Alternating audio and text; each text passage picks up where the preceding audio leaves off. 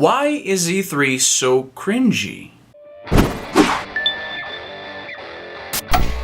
Hey everybody, how's it going? I'm Izzy Nobry, and this is the Izzy Nobry Show. Now, I've been a gamer for most of my life. I'm sure you guys have figured out what with the, that and this over here, that, everything. When I was a kid, I would dream of going to E3 one day. Of course, that was completely out of the question. I was a poor Brazilian kid who didn't even speak English, so it was one of those things you don't really expect it to happen. You really wish you could go. Most of what we knew about E3 back then was whatever the Brazilian gaming magazines would print about it. You'd hear some news and some rumors and all that, but it was really superficial. We didn't really know what was going on there. All we knew is that it was a conference about video games. And when I was 12, that was the most important thing in the world to me. It wasn't until the internet happened that I could actually see what E3 is really about. Not just the watered down stories and postage stamp size pictures that the magazines would print.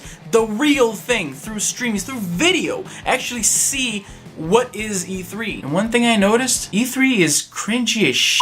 There's something really, really cringy about E3, and I think you can't help it, because the people behind these games, they have a really difficult choice in their hands. They can get the people who know about the games, the developers, the people who are working on it, who are really good at their craft, but might not be the best at public speaking, and then they'll f everything up. All of the new and existing programming that we provide to PlayStation. It won't just tickle your funny bone, it'll chew the whole damn thing off. On the other hand, you can get some celebrity, somebody who's really good at talking to an audience, but knows next to nothing about the game, ends up being pretty cringy too. Ladies and gentlemen, Gail Sadu, everyone, the creator of this game. And then you add on the fact that an event of that magnitude is probably stressful as shit. And it's an event about technology, which has a tendency of not working so well during live presentations.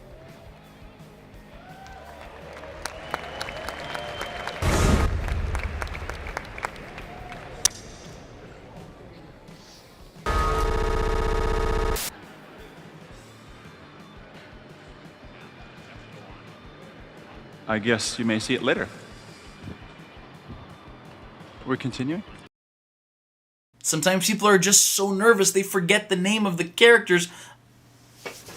Oh shit! I kicked my stand here, now the angle's gonna be all fucked up.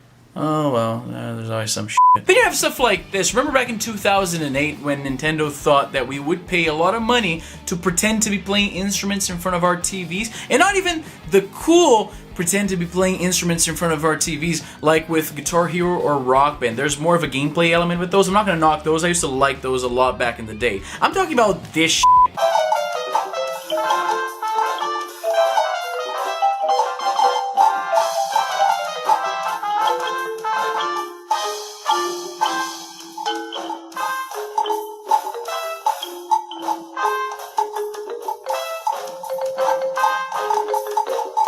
Now I'm sure you noticed the drummer in the back there who seems to be drumming for his life. Maybe you're thinking, you know what, those other guys were throwing him off his game. Maybe the drummer is actually pretty good at this, and maybe they should have put him front and center to show the game. Well, they did.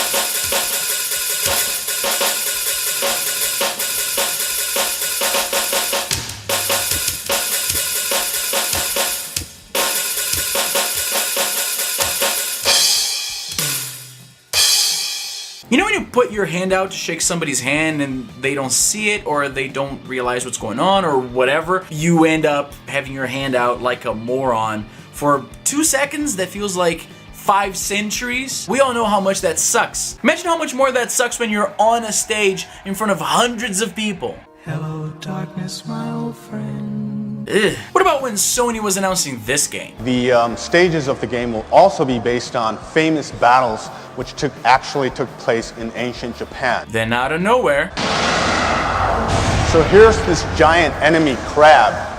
fucking giant crab. So sometimes people even forget the name of the character in the game they're presenting. Hero battles, where you face off as iconic characters like Luke Skywalker and Darth Vader. Or sometimes they get super hyped to present a game to an audience that doesn't give a shit. Just doesn't give any shit whatsoever. Like the least amount of shit, not even that. But I have one more thing to announce. Coming this year, Peggle 2!